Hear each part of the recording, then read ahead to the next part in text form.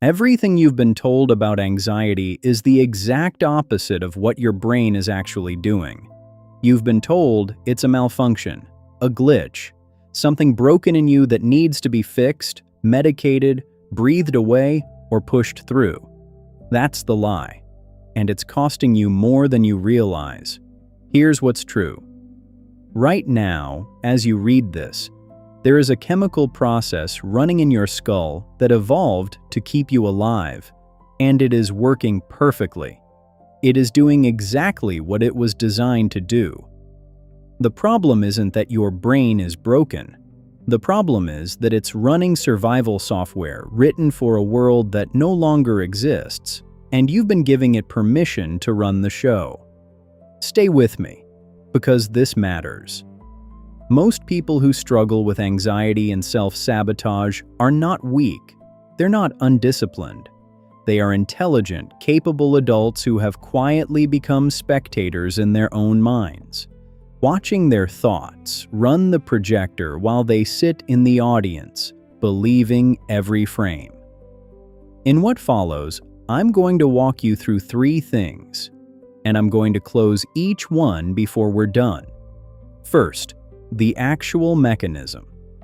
What's physically happening in your brain in the 4 to 5 seconds before anxiety hijacks you? There's a window there. Most people never know it exists, and that's precisely why they lose. Second, the error.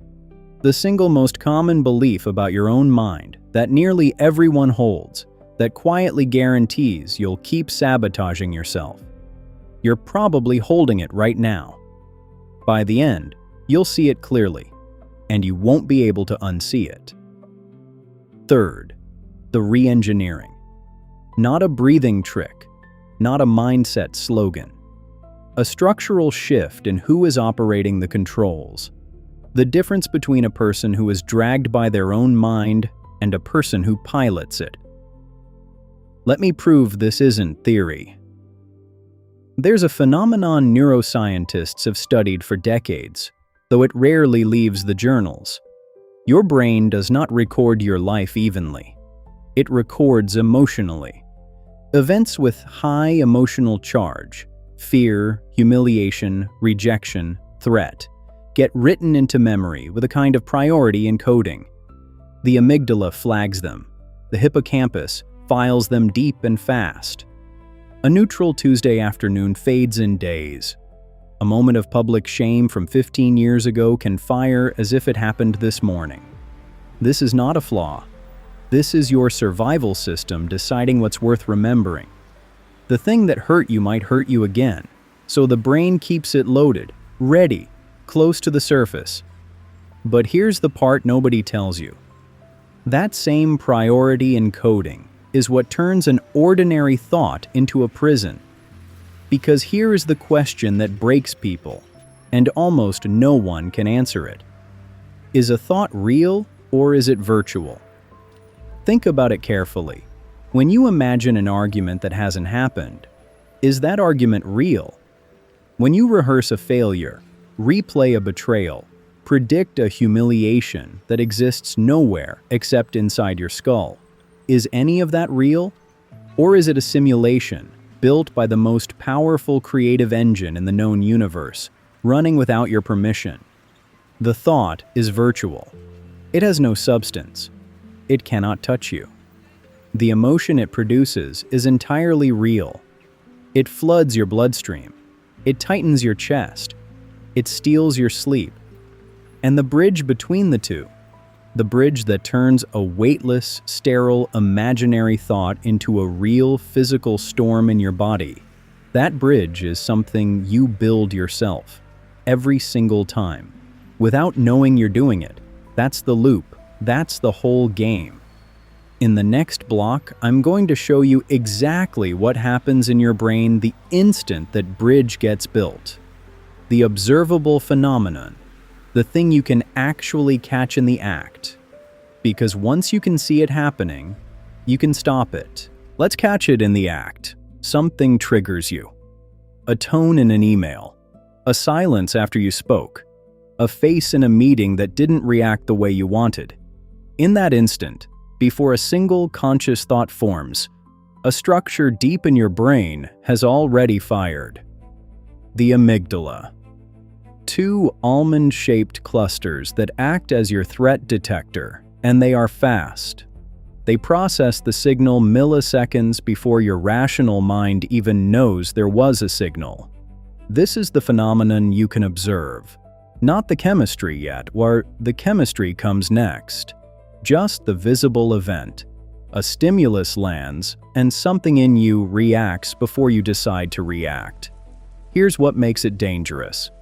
That detector doesn't distinguish between a real threat and an imagined one. A predator and a memory of a predator produce the same firing. A genuine attack and a thought about being attacked light up the same circuit. Your body doesn't get a memo saying, "This one is just in your head." It floods anyway. Ask yourself something. When was the last time you felt your heart race over a conversation that never actually happened? That's the proof. The thing was virtual. The reaction was real. Now watch what happens next, because this is where most people lose without ever seeing the moment they lost. The trigger opens what we can think of as a window, a cluster of associated memories, emotions, and predictions, all filed together under the same emotional charge. Neuroscientists describe memory as associative for exactly this reason. You don't retrieve one isolated fact, you pull a whole web. The criticism today opens the window of every criticism before it. The rejection now unlocks the archive of every rejection you've stored. And here is the critical detail. There is a gap, a window of roughly a few seconds between the trigger firing and the full emotional cascade locking in. In that gap, you are still you. Your full mind is still online. Thousands of memories, perspectives, counter-arguments, all still accessible. But if the window slams shut before you act, something changes. The circuit narrows. Attention collapses onto the threat and nothing else. This is the phenomenon neuroscientists call attentional narrowing under stress. And you've felt it. The moment where someone says something and your mind goes white, where every intelligent response you're capable of vanishes, and all that's left is the heat. In that narrowed state, the most sophisticated mind in the world goes offline. The executive, the part of you that chooses, that weighs, that reflects, gets locked out of the room. And something older takes the controls. This is the observable event behind every overreaction you've ever regretted. Every word you wish you could pull back. Every spiral that started small and swallowed your whole evening. Not weakness, not a character flaw. A predictable, mechanical narrowing of a brain doing its oldest job. Pause on that. The intelligence didn't leave you. It got locked out. There's a difference, and that difference is everything. Because a door that locks can be held open. But to hold it open, you have to understand why it slams. You have to go underneath the phenomenon, into the chemistry that drives it. Why does a sterile, weightless thought generate a flood your body treats as a life-or-death emergency? That's not psychology anymore. That's neurochemistry. And it's the next layer down. In the next block, I'll show you the actual molecules. The ones being hijacked, the ones being starved, and the one modern life has quietly turned against you. Now we go underneath. When the amygdala fires, it doesn't whisper, it triggers a cascade. The hypothalamus signals the adrenal glands. Adrenaline floods first, heart rate up, breathing shallow, blood pulled from your gut to your limbs. Then cortisol, the slower stress hormone, the one that lingers in your system for hours after the moment has passed. This is the HPA axis, the hypothalamic pituitary adrenal axis. Remember the name, because this is the engine room of everything you feel as anxiety. Here's what almost no one understands about it. That entire system was built to fire, resolve, and reset. A threat appears, the body floods, you run or you fight, the threat ends, the chemistry clears. Minutes. That's the design. A zebra escapes the lion and is grazing calmly 20 minutes later. No rumination, no replay. But you are not a zebra, and your threats are not lions. Your threats are virtual. They're thoughts. And a thought has no exit. It doesn't run away. It doesn't get resolved by sprinting across a field. So the system that was built to fire and reset instead fires and stays. Cortisol that should have cleared in minutes circulates for hours, for days. The reset never comes, because the threat was never real enough to end, and never unreal enough to ignore. That's the mechanism. That's why you can lie in bed, perfectly safe, and feel hunted. Now the molecules. 3 of them matter most, and modern life has quietly damaged all 3. Dopamine. You've been told it's the pleasure chemical. It isn't. It's the anticipation chemical. It spikes for the reward you're about to get, not the one you have. This is the molecule every notification, every feed, every endless scroll is engineered to hijack. And here's the cost. When you flood your brain with cheap, fast, frequent dopamine hits, the system adapts. It dials down its own sensitivity. The bar rises. Soon you need more stimulation to feel less pleasure. There's a name for the people this creates. Emotional beggars, minds that require enormous stimulation to feel the smallest flicker of satisfaction. A whole generation training itself to feel almost nothing loudly. Serotonin, the molecule of mood stability and emotional regulation, disrupted by poor sleep, chronic stress, and the same overstimulation. When it drops, the floor under your mood gets thin. Small things crack you, and melatonin, the molecule that governs sleep.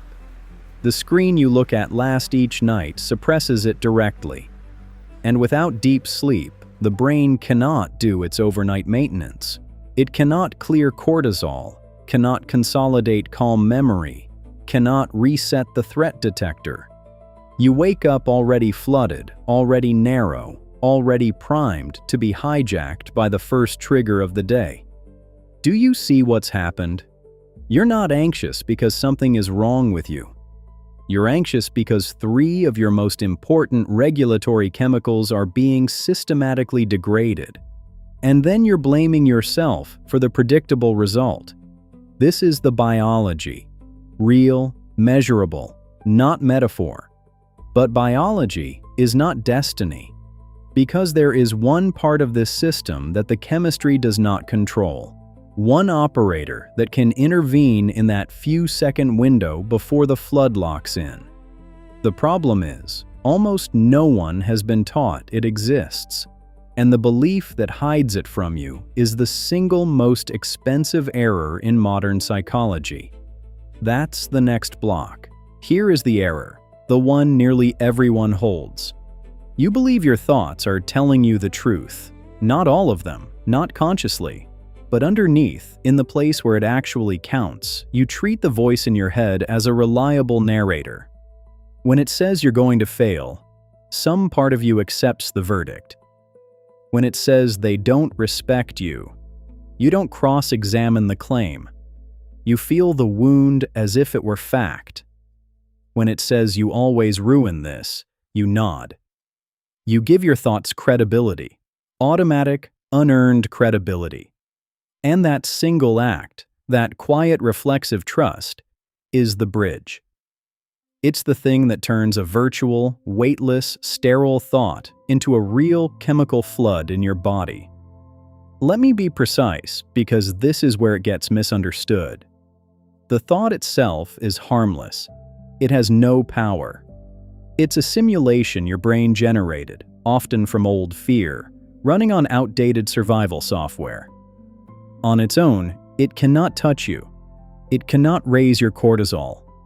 It cannot steal your sleep. It can only do those things if you believe it. Think about how money works.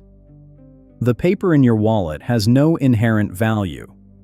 It works only because everyone agrees to believe it does. The instant a population stops believing, the currency collapses. Same paper, no power. Your thoughts run on the same system. They hold exactly as much power over your body as the credibility you assign them, not 1 unit more. So here's the uncomfortable truth. The betrayal that replays at 3 a.m., the betrayal already happened. It's over. What's hurting you now isn't the event. It's the thought of the event and the credibility you keep handing it, night after night, like a tax you've agreed to pay forever. Stop and sit with that. The person who wronged you is not in the room. The failure you fear has not occurred. The humiliation you're bracing for exists nowhere in physical reality. All of it is virtual, and all of it is generating real suffering in your body. For one reason, you signed the check. You authorized it. Now, I have to be careful here, because this gets twisted into something cruel. This does not mean your pain is your fault. It does not mean that abuse, trauma, betrayal, or genuine harm are things you simply chose to feel. People did real things to you. Those events carved real windows. Telling a wounded person you consented to your suffering is a weapon, not a truth, and I won't hand it to you. The point is narrower and far more useful. You did not author what happened to you, but you are the only one who decides how much ongoing credibility those thoughts get to keep drawing from your nervous system today. That's not blame. That's the one lever you actually hold. And here's why the error is so expensive. As long as you believe your thoughts are truth, you cannot question them. You can only obey. You become a spectator, sitting in the audience of your own mind, watching the projector, accepting every frame as reality. The self that could choose, that could doubt, that could intervene in that few-second window, it never stands up. It stays seated, passive, dragged. That's the loop that produces self-sabotage. You don't sabotage yourself out of weakness. You sabotage yourself because you're taking orders from a narrator you never thought to doubt. So what does that actually look like in a real life? Not in theory, but in a real person. On the day the cost finally comes due, that's the next block. There's a woman I want you to see. A 43-year-old marketing director in Charlotte. Not a stranger to success. She'd built a department from 4 people to 30, the kind of person others describe as unshakable. The word follows her around. She's learned to wear it. What no one sees is the second shift she works. The one that starts at 11 p.m., alone, in the dark. Her phone is on the nightstand. She tells herself she keeps it there for emergencies. The truth is, she keeps it there because the scroll is the only thing that quiets the noise. And the scroll is also what feeds it. 20 minutes become 90. The blue light does its quiet work. Sleep gets thinner every year, and she stopped noticing the way you stop noticing a sound that never ends. By morning, she's already flooded, already narrow. She doesn't have a name for it. She just knows she wakes up tired in a way sleep doesn't fix. Here's the part she'd never say out loud. There's a sentence that lives in her. Nobody actually values what I do. They just haven't noticed yet that I'm replaceable. She doesn't know where it came from. A father who measured her in results. A first boss who took her work and her credit in the same breath. The window was carved early, and it's deep. And every day, without knowing it, she pays the credibility tax. An email comes back short. The window opens. A colleague gets praised in a meeting. The window opens.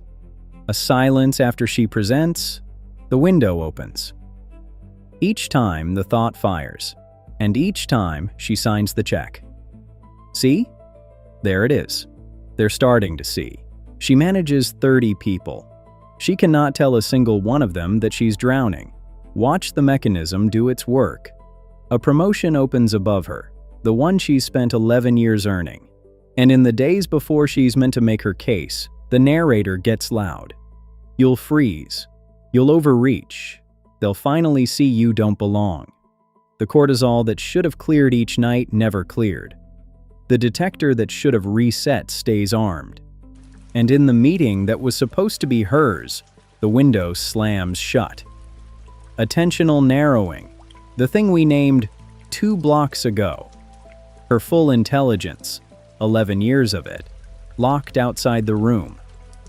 What's left in the narrowed circuit is only the old fear, running its old script. She undersells herself, she hedges, she talks herself smaller in real time, and she watches herself do it from the audience, unable to stand up. They give the role to someone else. And here's the quiet horror of it, the thing that should land in your chest. She wasn't beaten by a competitor. She wasn't beaten by the truth. She was beaten by a virtual sentence, a thought with no substance, no weight, no reality that she had been faithfully funding for 30 years. The thought was never real. The cost was completely real. A title, a future, a version of her life that simply doesn't happen now. She drove home that night, certain it confirmed everything. See? I told you. The narrator, vindicated. The check, signed again. She never once suspected that the narrator was the saboteur, and that she was the one holding the pen. Sit with how ordinary this is, how invisible, how it could be running right now in someone who looks completely fine, in someone who looks like you. What did that error actually cost her? Not in that one meeting, but across a whole life. That's the next block. The promotion is the part you can see. It's not the part that matters, because a missed title is a single event. The real cost of believing your thoughts isn't an event, it's a tax. A small, continuous withdrawal from every domain of your life, charged so quietly you never see the statement. Let's count what it actually takes. Start with the body. Cortisol that never clears doesn't just feel bad. It does measurable damage. Chronic stress hormone exposure is linked to disrupted sleep, weakened immune function, elevated cardiovascular strain, and impaired memory.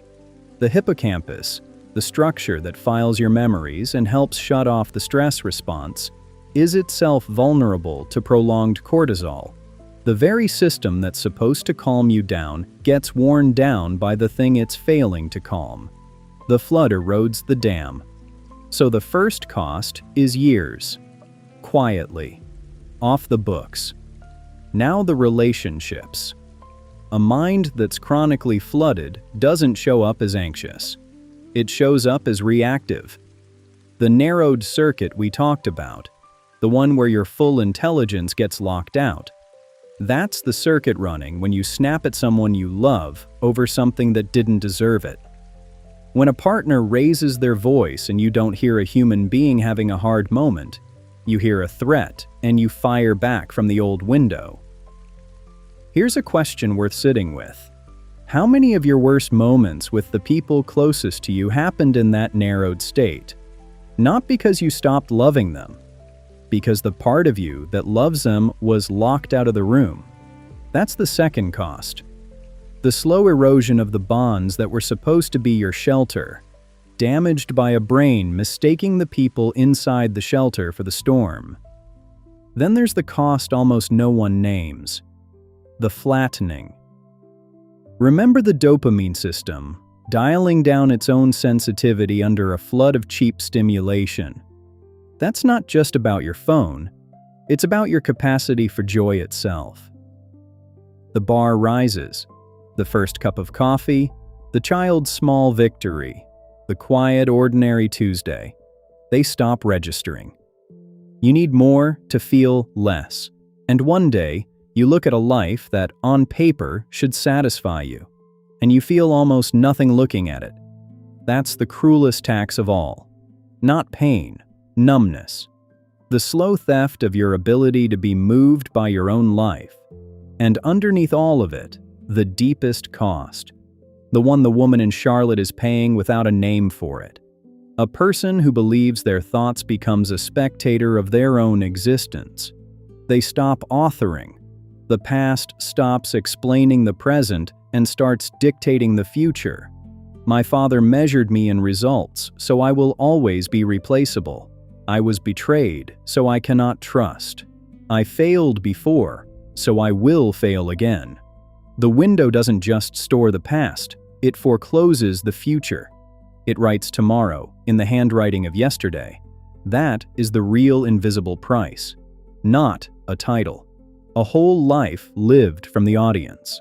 A person of enormous capacity, watching their own potential play out on a screen they believe they cannot touch.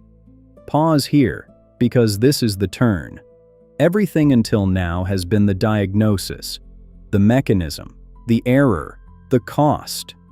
And a diagnosis without a way out is just a more sophisticated way to suffer. I'm not going to leave you in the audience. There is a way to stand up, to take the pen back. Not a trick, not a slogan, a structural change in who operates the controls. That's the blueprint. And it's next. Here's the shift everything has been building toward. There is a part of you that is not your thoughts, not your emotions, not your diagnosis. The philosophers called it the self. In plain terms, it's the operator, the one who can observe a thought instead of becoming it. You are larger than any single thought your brain generates. You are the one who can watch the thought arrive. And anything you can watch, you are not. That distinction is the whole reengineering.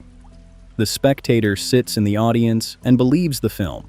The operator stands up and walks into the projection booth. Same mind, different seat.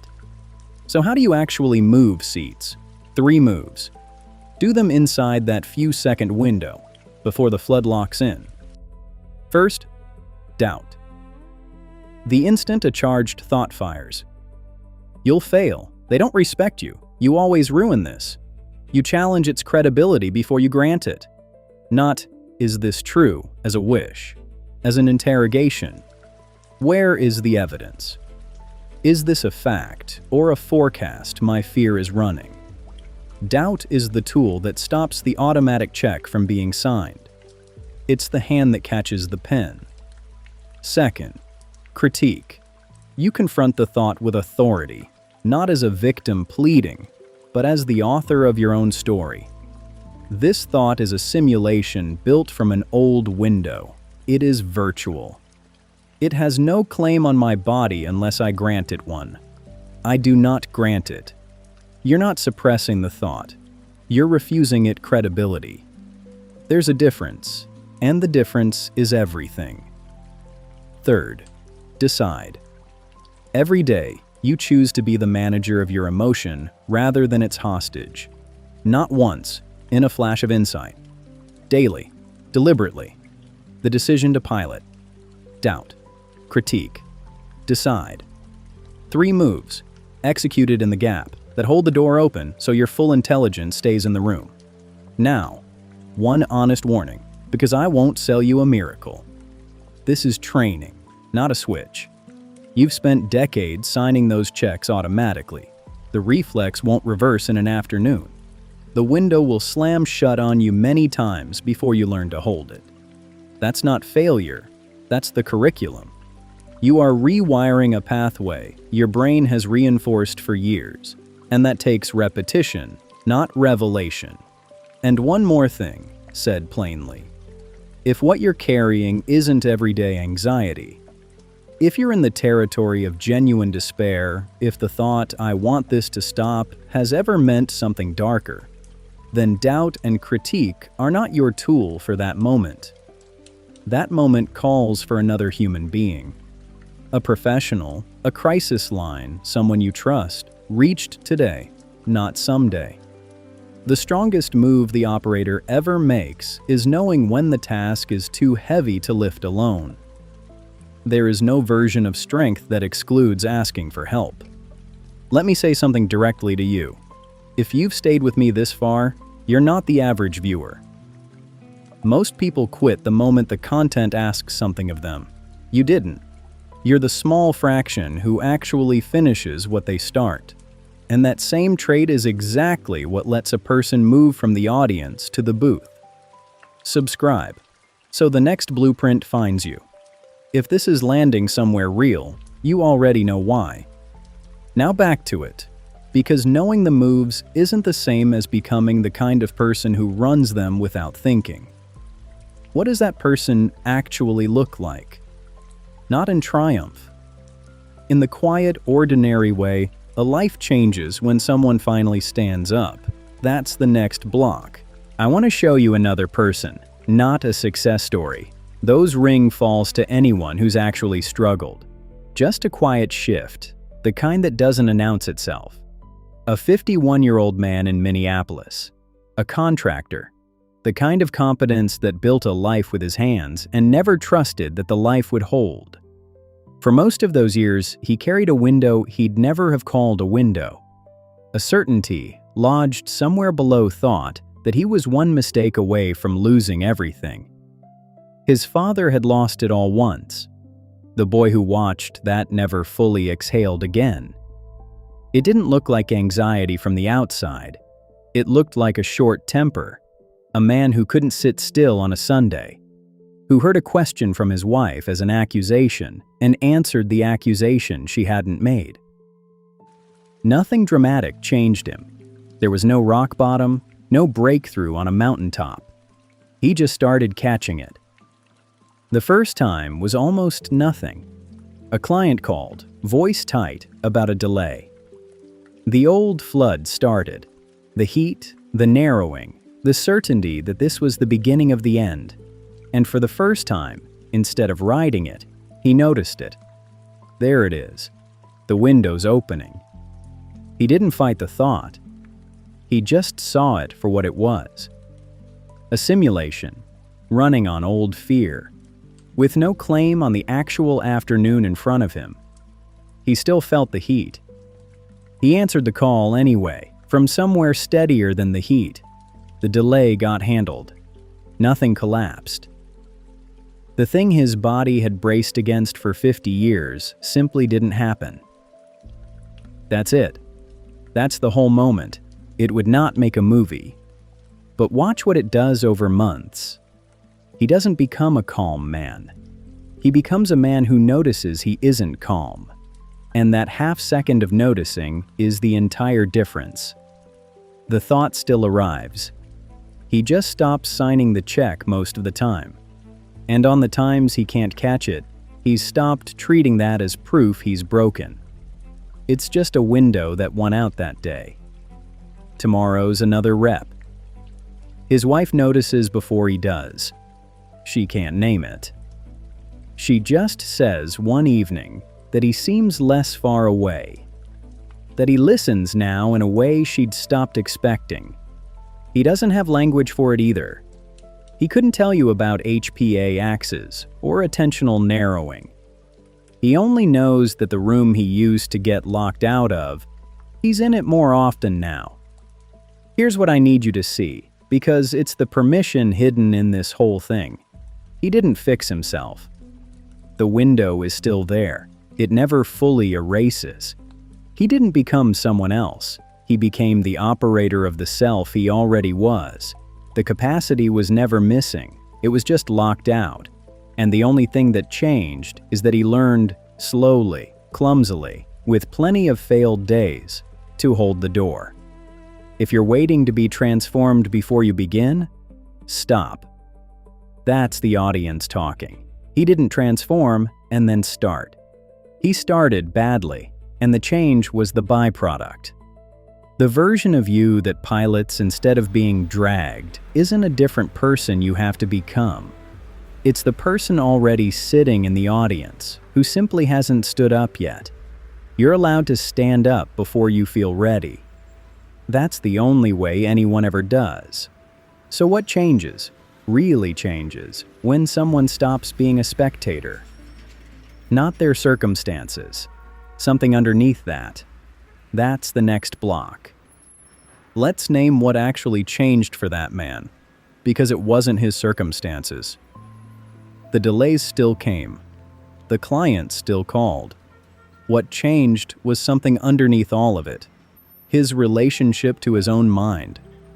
And that's the shift I want to leave you with, because it's bigger than anxiety. It reorganizes who you are. Here's the thing nobody tells you about identity. Most people believe they are their thoughts. I'm an anxious person. I'm someone who fails under pressure. I'm not the kind of person who... These don't feel like thoughts. They feel like facts about the self. And as long as they feel like facts, you live inside them, the way a fish lives inside water it can't see. But walk back through what we've built. A thought is virtual. It's a simulation, often running on an old window, with no claim on reality except the credibility you grant it. If that's true of you'll fail and they don't respect you, then it's equally true of I'm an anxious person. That sentence is also just a thought, also virtual, also awaiting your signature. Sit with the size of that. The story you tell about who you are is not a fixed report. It's a draft, written largely in handwriting you inherited. From a father who measured you in results, a moment of shame you never chose, a betrayal that carved deep. The past explains how the draft got written. It does not own the next page. The author does. This is the real reengineering, not managing your anxiety. Relocating yourself, from the character in the story to the one holding the pen, from the self that is described by its wounds to the self that decides what the wounds get to mean from here. And here's what that does to a life, quietly. You stop outsourcing your peace, the colleague's praise, the client's tone, the silence after you speak. They stop being verdicts on your worth, because you've taken the authority to issue verdicts back into your own hands. Someone can still wrong you. They simply lose the power to define you, because you've stopped automatically converting their virtual judgment into your real emotion. Your inner state stops being something the world hands you. It becomes something you author. That's not detachment, and it's not pretending the pain isn't there.